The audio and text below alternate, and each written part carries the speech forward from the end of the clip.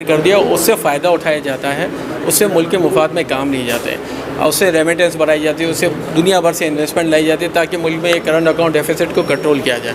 लेकिन हमारे मुल्क में अलमिया दूसरा है कि इस हालत में जिसमें मुल्क में मिफ्ताह साहब कहते हैं कि हम दिवालिया हो गए, उसमें रियल एस्टेट इंडस्ट्री को वो सामने लेके आते हैं और दुनिया से पैसे मंगाने, ओवरसीज़ पाकिस्तानियों से पैसे मंगाने की कोशिश, उसकी जगह वो नॉन फाइलर की टर्म उस पर लगा दिए 5%, ताकि वो जो इन्वेस्टमेंट करते हैं वो भी बंद हो जाए।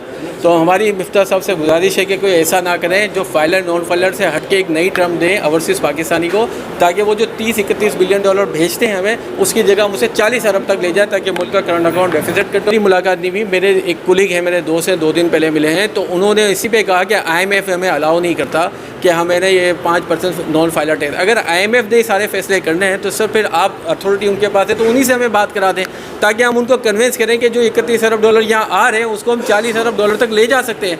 आप हमारे साथ बैठ के बात तो करें। अगर तजावीज़ मुल्क के मुफाद में नहीं है तो हम पीछे हटने को तैयार है, लेकिन अगर मुल्क के मुफाद में तो हम किसी भी हाल में उस पर पीछे ना हटें। अच्छा, जो 1% हम दे रहे हैं, हम टैक्सेस दे रहे हैं, उसमें इजाफा खामखा 2% कर देना।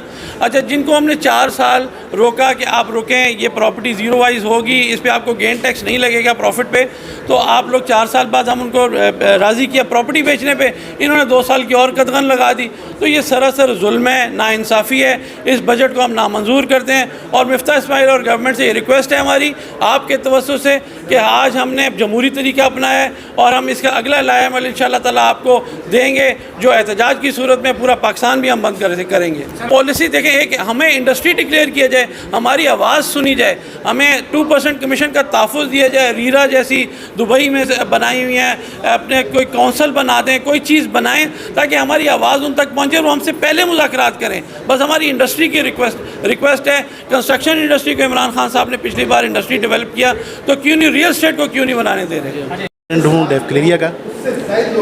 देखें जी, बात यह है कि सारी टैक्स के हवाले से हमने बातचीत की है। डीम टैक्स हो गया, रेंटल हो गया, आपका एडवांस टैक्स हो गया, गेन टैक्स हो गया, ये सब बढ़ाने से मुल्क की मईशत को नुकसान हो रहा है और फिर लाखों लोग जो इस रोज़गार से जुड़े हुए हैं वो बेरोज़गार हो रहे हैं। देखें, बात यह कि पैसा जो रेमिटेंस की सूरत में मुल्क में आता है वो आना बंद हो जाएगा और पैसा यहाँ से निकलना शुरू हो जाएगा। डॉलर वैसे ही ऊपर जा रहा है। जब आप पैसे को यहाँ रोकेंगे नहीं तो पैसा रुकेगा कैसे?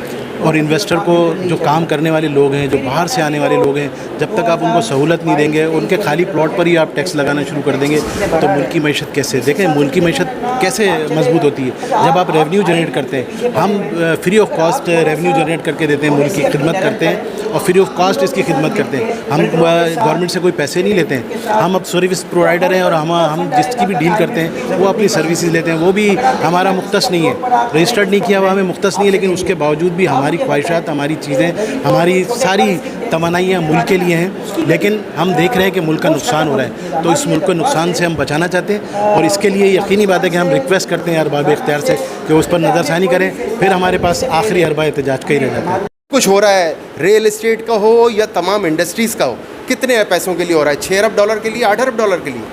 ये हमारी इंडस्ट्री ऐसी है, 16 अरब डॉलर आप इससे कमा सकते हैं 1 साल में, जो हम ज़र मुबादला ला सकते हैं। तो हम इतने लोगों पे, अपने लोगों के ऊपर इतना ज़्यादा जुल्म करने से बेहतर है इस इंडस्ट्री को फ्लरिश करके इसके ज़रिए 16 अरब डॉलर लेना, IMF के चुंगल से निकलें।